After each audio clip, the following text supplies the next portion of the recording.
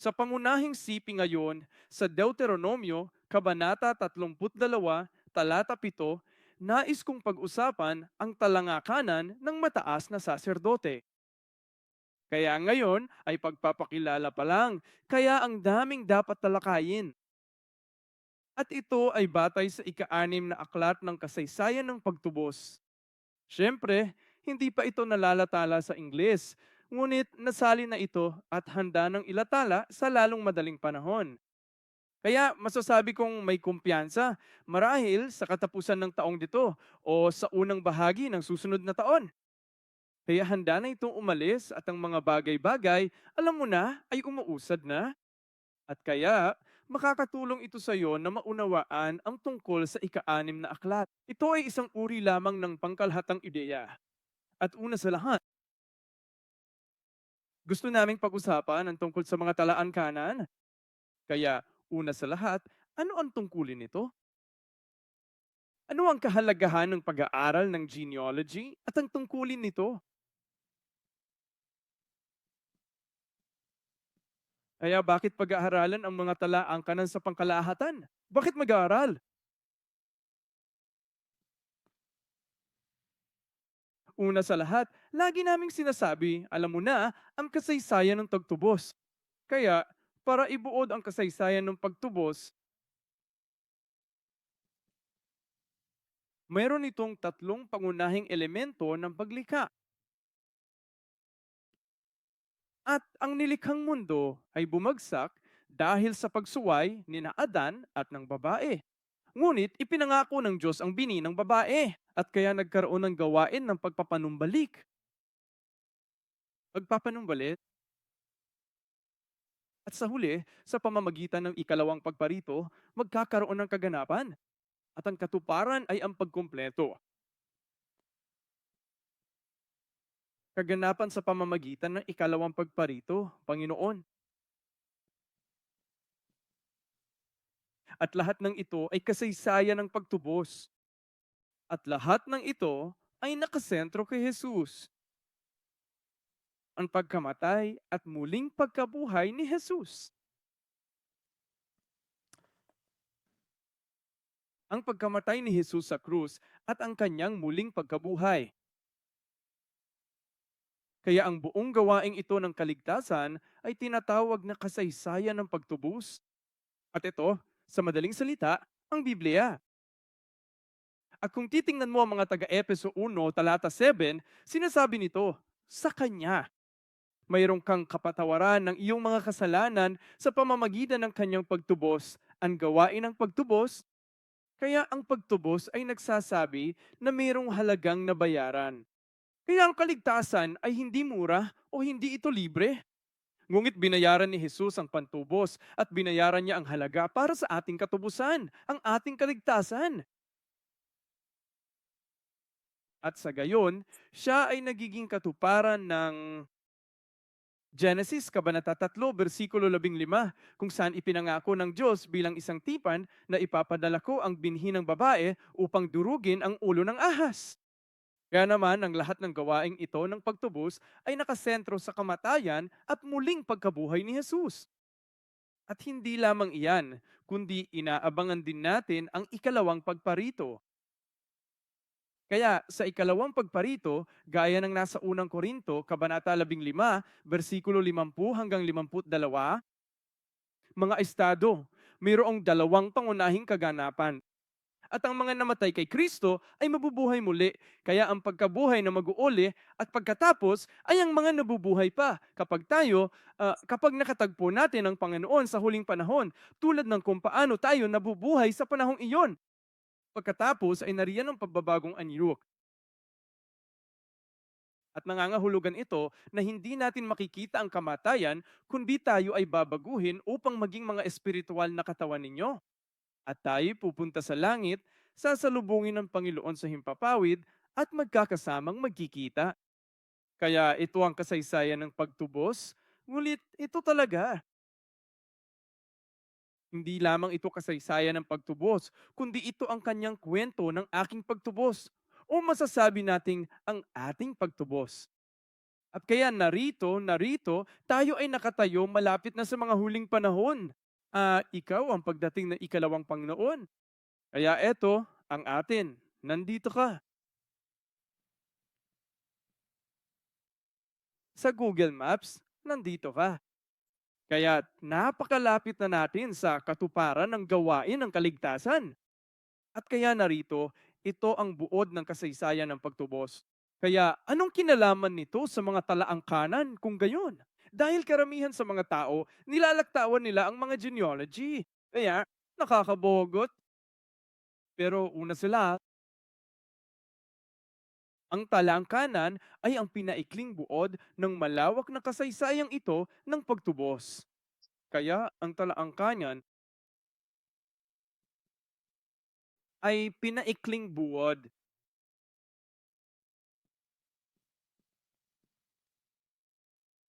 ng kasaysayan ng pagtubos. Kaya kung titingnan mo, halimbawa ang Genesis Kabanatang 5, talata 1, sinasabi rito ang aklat ng mga salinlahi. At sa Hebreyo, ang aklat ng mga salinlahi ay Sefer Toledot. Kaya hiwalay lang.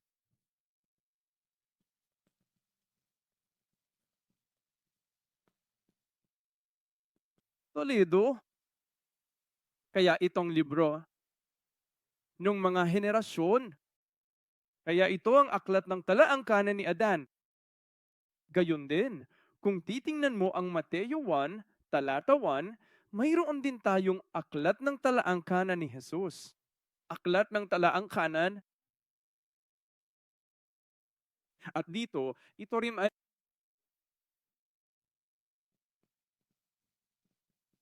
Biblos Genesios.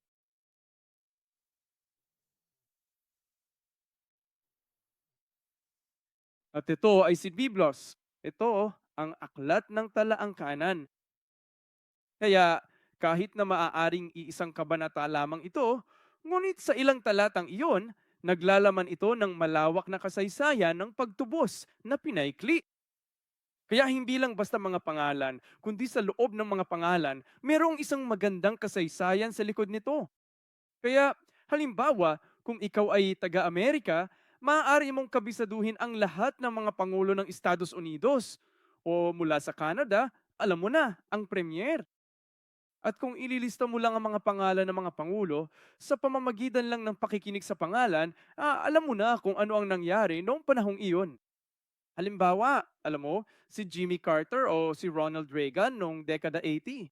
Alam mo, doon talaga umunlad ang Amerika at nagawa nilang malampasan ng Russia.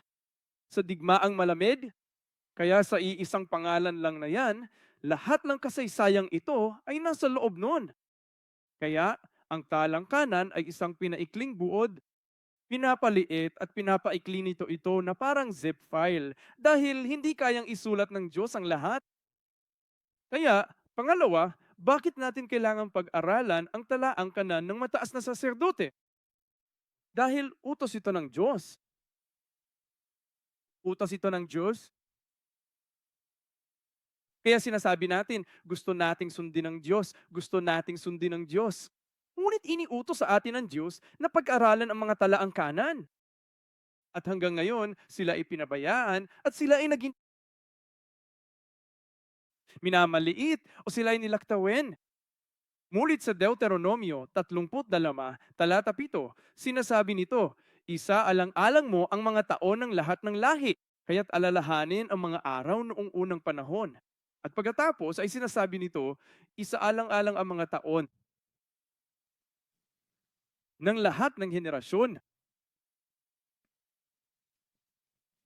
At kaya isa alang-alang sa Hebreyo ay bino si Shanot at kasama rin dito ang karakter na si Darth Vader. Ito ang dahilan kung bakit si Darth Vader. Pinto. Kaya binuso, ang ibig sabihin nito, isaalang-alang, ang ibig sabihin ay magtanong,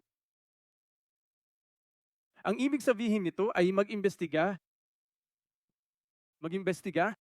Kaya ito ay utos. Tandaan, ito ay utos ng Diyos. Ito ang utos. Udos, kailangan mong isaalang-alam. Kailangan mong magtanong at kailangan mong mag-imbestiga. At mga taon na siyem syanot, pinag-uusapan dito ang mga petsa at kronolohiya. At saka ang dormador ay henerasyon at henerasyon. Ngunit ang henerasyon at henerasyon ay lahat ng henerasyon. At lahat ng henerasyon, kapag inilista mo ang mga henerasyon, pinag-uusapan dito ang talaang kanan.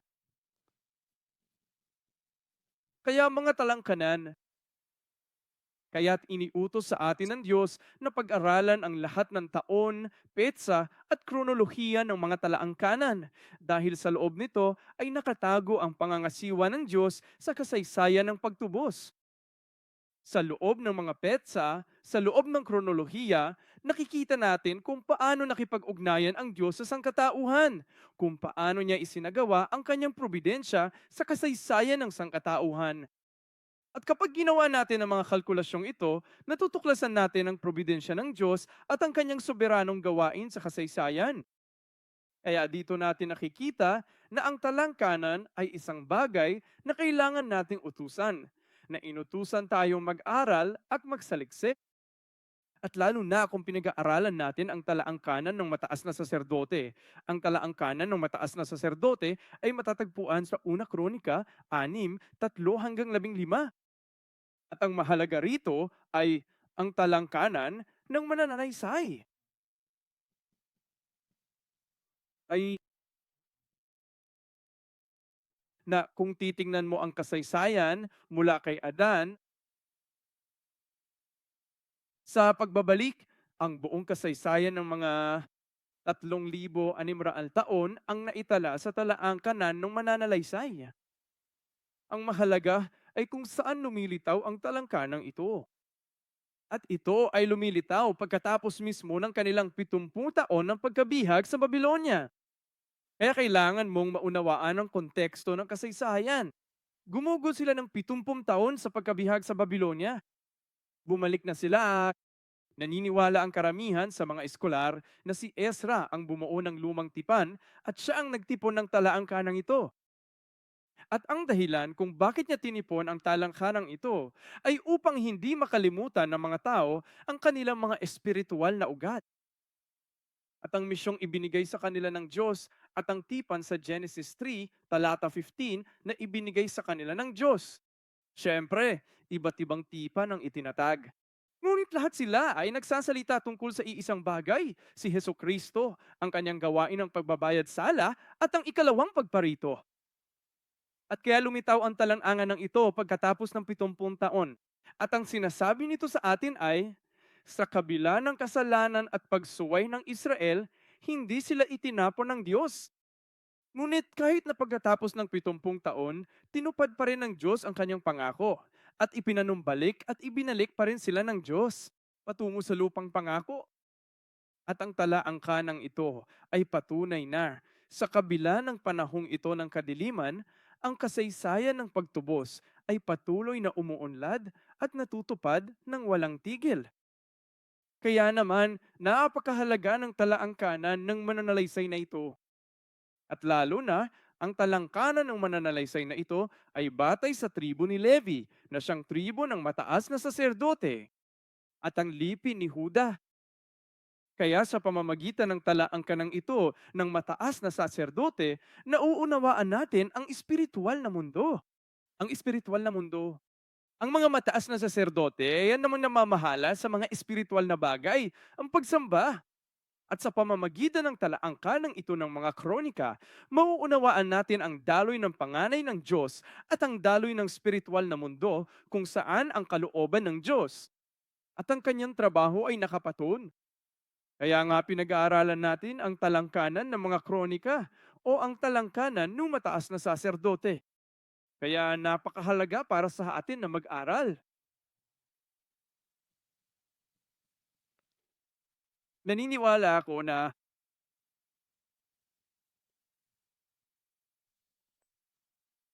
Meron po bang posibleng makakapag-lock ng maayos sa pinto na yan?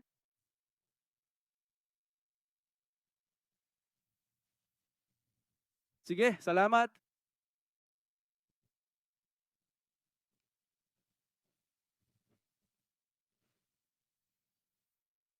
At kaya sa mga taga-Roma, Kabanata 11, sinasabi sa bersikulo 20 na kapag tinawag tayo ng Diyos, hindi niya tayo itinatakwil.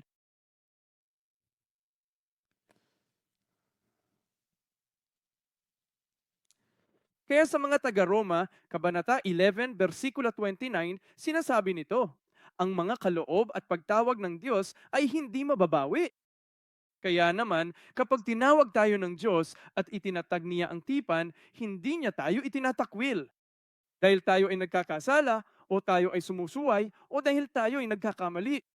Ngunit ang mga kaloob at pagtawag ng Diyos ay hindi mababago. Siya ang bahala sa atin hanggang sa huli. Tayong tumatakas mula sa Kanya, tayong humihiwalay sa Kanya. Ngunit, kailangan nating mamuhay na kasama ng Diyos, hindi tulad ni Cain na humiwalay sa Diyos. Kaya't dalangin ko na maniwala ka na saan ka man naroroon sa buhay mo, na ang Diyos ay kasama mo sa mga pagsubok at paghihirap. Nakakapit sa iyo ang Diyos hanggang sa pinakadulo. At idinadalangin at binabagbasan ko ito sa iyo sa pangalan ng Panginoon. Amen. Pangalawa, titingnan natin ang mataas na saserdote. Kaya pinag-aralan namin ang kahalagahan ng pag-aaral ng talaang kanan. Napakahalaga ni Ku. Sa katunayan, ang buong Biblia ay talaang kanan. Nagsisimula ito sa talaang kanan. May mga genealogy sa gitna. Ang bagong tipan ay nagsisimula sa talang kanan. Nagtatapos ito sa talaang kanan. Isa lamang itong malaking aklat ng buhay, ang talang kanan ng lahat ng mga taong tinubos. Kaya pinag-aaralan natin ang talaang kanan ng mataas na saserdote. Kaya tingnan natin ang mataas na saserdote.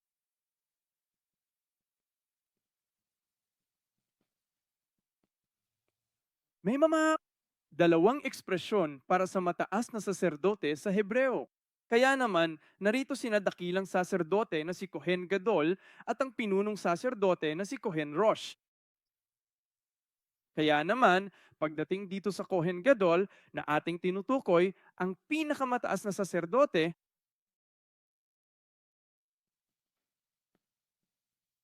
at kasama rin natin si Kohen Rosh.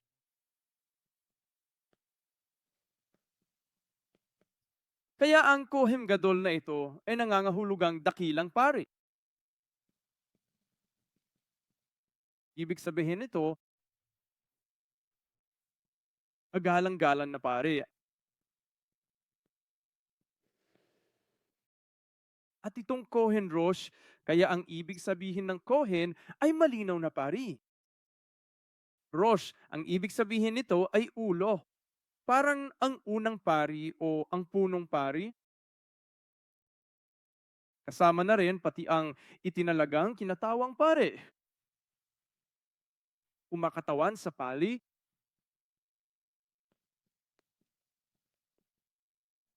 Kaya ito ang dalawang pangunahing ekspresyon para sa mataas na saserdote. Kaya sina Kohen Gadol at Kohen Rosh.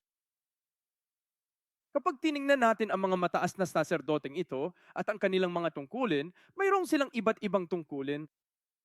At kaya, una sa lahat, ano ang tungkulin ng mataas na saserdote?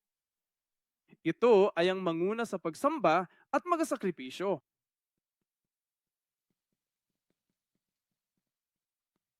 Kaya kung titingnan mo ang Hebreo 8, talata 3, titingnan natin yan mamaya. Hebreo 9, versikulo 7. Ang mga pare ang namamahala sa mga bagay sa templo. Paglilinis ng templo, paglilingkod sa templo, sila ang mga nanguna sa pagsamba, ang mga nagbigay ng salita, ang mga nanguna sa papuri. Kaya ito ang mga mataas na pari na nangunguna sa lahat ng espiritual mabagay. At saka, lalo na, napakahalaga nito. Minsan sa isang taon, sa ikapitong buwan at ikasumpun araw. Gaya ng alam ninyo, ito ang araw ng pagbabayad sala. at ang mataas na saserdote, taning ang mataas na saserdote lamang. Hindi sila maaaring pumasok sa ibang panahon. Ngunit isang araw sa loob ng isang taon, pumapasok sila sa kabanal-banalang dako. Kaya nariyan ang tabernakulo, ang banal na lugar, at ang kabanal-banalan. May nakaharang dito, alam mo na, dahil sa panahon, gusto nila itong ilabas. At ang mataas na pare ay pumupunta roon minsan sa isang taon. Pero baha, ayon sa ika-6 na aklat, hindi bababa sa 4 na beses siyang nagpabalik-balik, tinutupad ang kanyang mga tungkulin. At ang ginagawa niya ay, siya ang nagbabayad sala para sa kanyang sarili at para sa bayan. Kaya ito ang araw ng pagbabayad sala. At ang nilalamang ito ay matatagpuan sa Levitico 16:29 at gayon din sa Levitico 16, talata 12. Kaya titingnan natin ang mga siping ito, ang ating pagkakaunawa. Sige, dumako muna tayo sa una sa lahat sa Hebreo 8, talata 3. Malaki ang kahulugan dito. May lalim dito. Ang galing nito. Tingnan natin ang Hebreo 8:3. Basahin natin ito ng sabay-sabay. Handa na, simulan na. Para sa bawat mataas na saserdote, siya ay itinalaga upang mag-alay ng mga kaloob at hain. Kaya naman, kinakailangan din na ang mataas na pari na ito ay may maihahandog. Kaya ang mga mataas na saserdote ay nag-aalok ng mga kaloob at hain. Sila ang namamahala sa pagsamba. Dumako tayo sa Hebreo 9:7.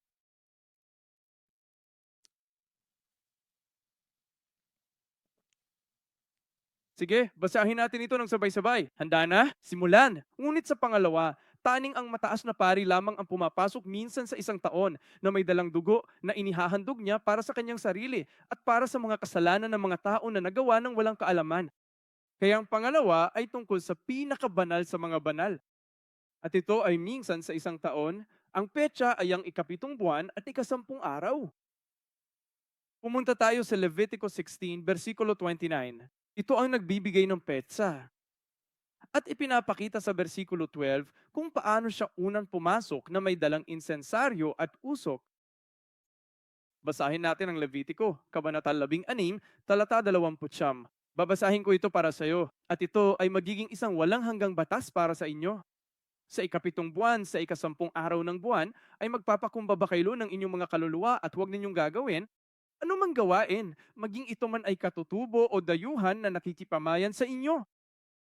Kaya ito ang petsa, araw ng pagbabayad sala, ikapitong buwan at ikasampung araw, araw ng pagbabayad sala. Ngunit ang interesante ay, sa palata 12, kumuha siya ng isang insensaryo at isa itong insensaryo, parang isang palayok. Isipin mo, ang isang palayok. Kumukuha siya ng mga baga mula sa altar ng handog na susunugin. Ang altar ng handog na susunugin at pagkatapos ay hinahalo niya ito sa insenso. Kaya itong mataas na pari na ito, paumanhin para sa akin. Kawalan ng kakayahang gumuhit, dala niya ang insensaryo na ito, kinukuha ang mga baga mula sa altar ng handog na susunugin, hinahalo ito sa insenso. At parang mausok, at parang maulap at mausok. At papasok siya sa kabanal-banalang dako. Tingnan natin ang versikulo 12. Nakakatuwa naman dito. Ayos lang. Levitico 16, talata 12. Handa na, simulan na. At kukuha siya ng isang lalagyan ng apoy na puno ng mga baga mula sa ibabaw ng dambana sa harap ng Pangnoon. At 2 dakot ng pinong giniling na matamis na insenso. At dalhin ito sa loob ng tabin. Kaya siguro kailangan ko itong patuyuin. Kaya narito ang templo, ito ang silangan mo, ito ang tarangkahan. Pagpasok mo pa lang, ito na ang altar para sa handog na susunugin. At ito, ang lababo ng tubig. Ito ang banal na lugar. At ito ang pinakabanal sa mga banal. Kaya sa harap ng tabing ay naroon din ang altar ng insenso. Siya ay dadaan sa tabing at papasok sa kabanal-banalang ito. Ngayon, ang interesanting bagay na ito ay puro ginto ang naroon. Kaya ngayon ay napakamausok at Ang presensya ng Diyos ay bumababa sa lugar na iyon. At ano kaya ang tinutukoy nito? Kaya napakamaulap at mauso. At ang Diyos ay bababa sa kanyang presensya. At ito ay isang anino ng ikalawang pagparito. Panginoon, ang anak ng tao na bababa sa mga ulap sa kanyang ikalawang pagparito. At iyon, alam mo, nung binanggit ko ang tungkol sa kaganapan kung saan tayo ay nagbabagong anyo at tayo ay nabuhay na mag-uli. At kaya, ito ay isang larawan ng kumain at nakaturo sa gawain iyon. Kaya naman, ang Panginoon ay laging bumababa sa isang ulap na parang bundok Sinai. Nang tanggapin nila ang salita na puno ng mga ulap ang himpapawid at nagkaroon ng kulog at kidlat. At bumaba ang Panginoon. Bumaba siya papunta sa mga tao. At kaya, sa parehong paraan, sa huling paraan, sa ikalawang pagparito, kapag ang Panginoon ay dumating sa himpapawid, siya ay darating na nakasakay sa mga ulap. Tama ba? At kaya, ito ang itinuturo nito at gagawa siya ng walang hanggang pagbabayad sala para sa atin. At kaya ito ay natupad, ito ay naging perpekto, ito ay nakumpleto. Kaya hindi na natin kailangan gawin pa, alam mo na, ang anumang pagsamba at mapupunta na tayo sa langit. At kaya, kung titingnan mo, sa pahayag, Kabanata 10, versikulo 1, sinasabi nito, ang makapangyarihang anghel ay bumaba mula sa langit na nababalutan ng ulap. At pagkatapos ay sa pahayag, Kabanata 14, versikulo 14, sinasabi nito na ang anak ng tao ay dumarating na nakasakay sa isang ulap. Kaya itong mataas na saserdote, kapag kinuha niya ang insensaryo kasama ang lahat ng usok mula sa insenso, alam mo, ito rin ay kumakatawan sa panalangin at pumapasok siya sa kabanal-banalang dako pagkatapos ito ay tumutukoy sa walang hanggang pagbabayad sala na darating sa ikalawang pagparito, Panginoon. At kaya ang Panginoon ay dumarating na nasa mga ulap, nasa usok. Dalangin ko na magkaroon tayo ng pananampalataya upang salubungin ang ikalawang pagparito. Panginoon, aming Ama, pagdating niya sa himpapawid at maging niya ang mga gising at alerto sa kanyang pagdating. At kapag tayo ay ganito, maaari tayong maging tunay na nobe ni Kristo. At idinadalangin at binabasad-basan ko ito sa iyo sa pangalan ng Panginoon. Amen? Kaya pinangunahan nila ang pagsamba at ang mga sakripisyo. Gayon din, pangalawa, hindi lamang nila pinangunahan ng pagsamba, kundi pati na rin. Sa pamamagitan ng mga talaang kanan, mauunawaan mo ang daloy na espiritual na mundo. Kaya na yon, si Aaron ang unang mataas na saserdote. Si Aaron ang unang mataas na saserdote. Pinasinaayan mismo ng Diyos. Ngunit si Aaron ay may apat na anak na lalaki at dito napakahalaga ng talangkanan. Ang panganay na anak na lalaki ay si Abihu at Zadab at pagkatapos ay si Eleazar at si Itaman. Ngunit sino sana ang dapat na susunod sa linya na tatanggap ng kahalili ng mataas na saserdote? Dapat si Abihu. Ngunit dahil sina Abihu at Nadab, naghandog sila ng kakaibang apoy sa Panginoon. Anong nangyari sa kanulang? Pinatay sila ng Diyos dahil nag-alay sila ng kakaibang apoy. Ano po yung kakaibang apoy na yoya? Pag-uusapan natin yung mamaya ng kaunti. Kaya ngayon, sina Eleazar at Itamar ang natitira. Kaya ang dalawang anak niya ito ay may mga tungkulin bilang pare. Pareho silang mga pare. At naglilingkod pa rin sila sa simbahan. Ngunit ang mahalaga, sa pamamagitan ng talaang kanan, makikita natin na ang pagkasaserdote ay dumating kay Eleazar. Eleazar! Kaya Diyos ko, siyempre, si Ithamar ay isang pare, ngunit ang mataas na pagkasaserdote ay dumating kay Eliezer. Kaya ang espesyal na pagpapala ng Diyos at ang pagpapahid ng Diyos at ang gawain ng Diyos ay dumaan kay Eliezer. Kaya halimbawa, kung si Eleazar ang mataas na saserdote at si Ithamar ay isa lamang pari, sino ang malamang nagugustuhin mong daanin para sa panalangin? Gusto mong dumaan sa taong may ang kalooban ng Diyos ay sumasa kanila, ang pagpapahid ng Diyos. Bakit tayo pumupunta sa senior pastor na si Philip Lee para manalangin? Dahil siya ang lalaking pinili ng Diyos, ang senior pastor ng ating simbahan. Siya ang hinirang na maging ating senior pastor. At kaya, ang pagpapahid at ang pagpapalang iyon ay dumating kay Eliezer. Mga bilang kabanata 3, talata 4, at saka pati na rin ang mga bilang kabanata 20, versikulo 26 hanggang 28. Kaya sa pamamagitan ng talaang kanan, nakikita natin kung nasaan ang kalooban ng Diyos, kung nasaan ang isip ng Diyos, at kung nasaan ang kanyang puso. Nakikita natin kung saan pababa ang daloy, ang espiritual na daloy. Kaya naman, ang Diyos ay gumagawa sa pamamagitan ni Eliezer. Siyempre, si Ithamar ay hindi. Alam mo, napabayaan. Mamaya talaga. Ang saserdote na si Eli ay nagmumula kay Itamar. Pero siyempre, alam natin na namatay si Eli at ang kanyang mga anak. Kaya nakikita natin na ang ilang mga lahi ay napuputol at ang ilang mga lahi ay pinapahira ng Diyos. At kaya ang daloy ng espiritual na mundo ay makikita sa pamamagitan ng mga talaang kanan. Ang daloy ng espiritual na mundo. May katuturan ba yun? Kaya makikita natin kung paano kumikilos ang Diyos. Kaya tingnan natin ang ilang talatang ito. Tatapusin ko na ito sa loob ng ilang minuto. Hindi ako pwedeng magtagal ng sobra. Ayoko magtagal ka pa. Dumako muna tayo sa numero 3, talata 4. Malamang kailangan na natin itong ituloy sa susunod. Kaya, mga bilang kabanata 3, talata 4. Sige, sabay-sabay nating basahin yan. Handa na, simulan na.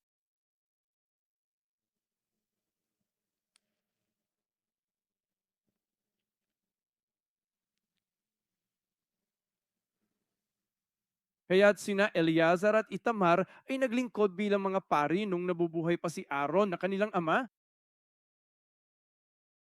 Namatay sina Nadab at Abihu. Kaya't sina Eliezer at Nitima ang naging pari. Mulit nakikita natin ang kalooban ng Diyos ay mananatili kay Eliezer. Tingnan natin ang mga numero 20, talata 26. Hubaran mo si Aaron ng kanyang mga kasuotan at isuot sa anak niyang si Eliezer. Doon mamamatay si Aaron at isasama sa kanyang mga ninuno. Ngayon, basahin natin ang numero 20, talata 28. Matapos hubarin ni Moises ang mga kasuotan ni Aaron at ipinasuot kay Eleazar na kanyang anak, namatay si Aaron sa tuktok ng bundok. Pagkatapos, bumaba si na Moises at Eleazar mula sa bundok. Kaya nakikita natin na ang kalooban at pagpapahid ng Diyos ay nakasalalay kay Eleazar sa pamamagitan ng talangkanan. Kaya patuloy naming sinusubaybayan ng talangkanan. Kaya para sa araw na ito, tayo ay gumawa ng konklusyon, gumawa ng konklusyon. May dalawang bagay akong gustong tapusin. Una sa lahat, ang mataas na saserdote sa lumang tipan ay isang anino ng walang hanggang mataas na saserdote, si Heso Kristo. Kaya, bilang konklusyon,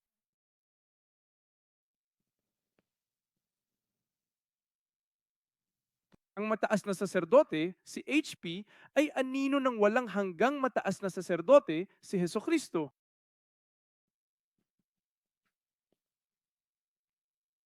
Na dumating sa orden ni Melchizedek.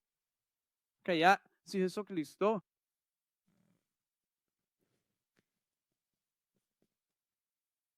Magsusulat ako ng ilang mga talata rito. Hebreo 3, talata 1. Mga Hebreo 4, versikulo 14 hanggang 16. Gayun din ang Hebreo, kabanata 10, versikulo 22 hanggang 24. At ipinapakita nito sa iyo na si Heso Kristo ang ating walang hanggang mataas na pari. Titingnan natin ang ilang mga talata. Ngunit tayo rin naman ay, ang mahalaga, tayo ay mga pari ng Diyos. Ang walang hanggang mataas na saserdote ay si Jesus, nung tayo ang mga pari ng Diyos. Kaya itinuturo rin ng mataas na saserdote ang mga mananampalataya, ang mga banal sa mga huling panahon. Kaya kung titingnan mo ang 1 Pedro 2, versikulo 5, tinawag niya tayo bilang isang banal at maharlikang pagkasaserdote upang maghandog ng mga banal na hain. At saka rin sa Kabanata 2, talata 9, isang kaharian ng mga pare. Pahayag, Kabanata 1, versikulo 6. Sinasabi na tayo ay isang kaharian ng mga pari. Kaya naman, sa mga huling panahon o sa bagong tipan, tayo ay tinawag bilang mga pari upang mag-alay ng pagsamba at sakripisyo sa Diyos. Kaya sa pamamagitan ng mga aral na natutunan sa mataas na saserdote, nakikita natin na mayroong dakilang pagtatalaga na nagaganap. Kabanalan at kabanalan, hindi natin maaaring ipagwalang bahala ang pagsamba at ang mga pari meku. Hayaang sumamba ang mga tao at tayo ay tinatawag upang sumamba. Pag-uusapan natin ito mamaya, pero tingnan natin ang dalawang pangunahing talata para magkaroon ng konklusyon.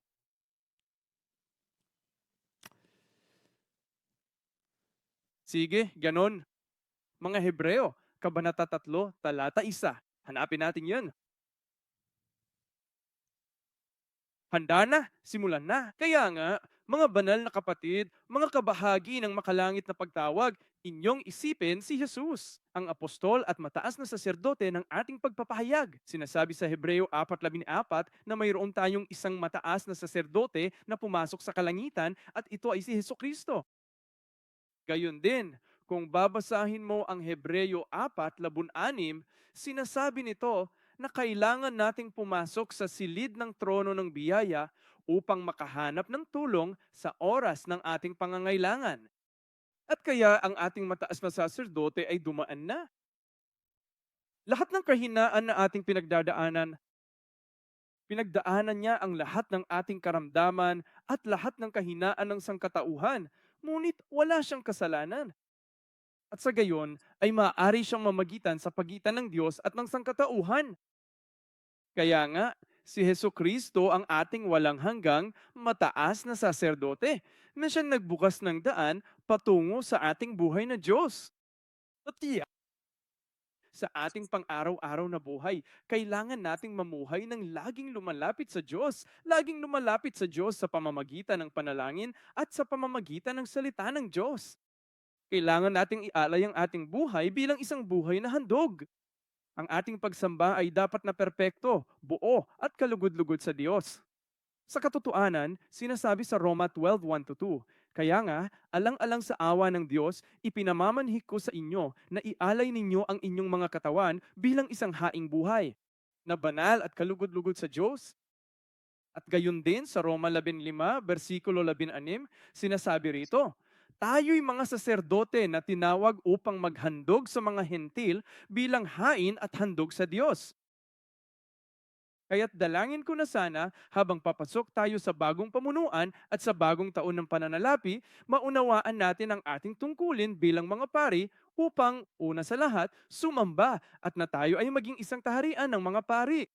Upang tayo ay maging isang komunidad kung saan maaari nating ialay ang mga hintil bilang handog sa Diyos. Yan ang ebanghelismo. At kaya pag-uusapan ito ng mga pinuno. Pero kinabukasan, binigyan kami ng patnubay ng nakatatandang pastor. Sabi niya, uy, pinag-iisipan namin yan. Pero bakit wala kayong seminar tungkol sa English History of Redemption sa simbahan ng Pyongyang? At para magkaroon tayo ng isang nagkakaisang seminar na gumagamit ng English, siguro sa Muraya, sa unang pagkakataon, high school, junior high, HEP, Shiba, Ministeryo ng Kalalakihan, Ministeryo ng Kababaihan, si Joseph, lahat ay dinadala ang mga Ingles at sinasamba ang mga Ingles at nagkakaroon ng seminar kung saan nangangaral ang senior pastor at nangangaral ang ating mga ministro.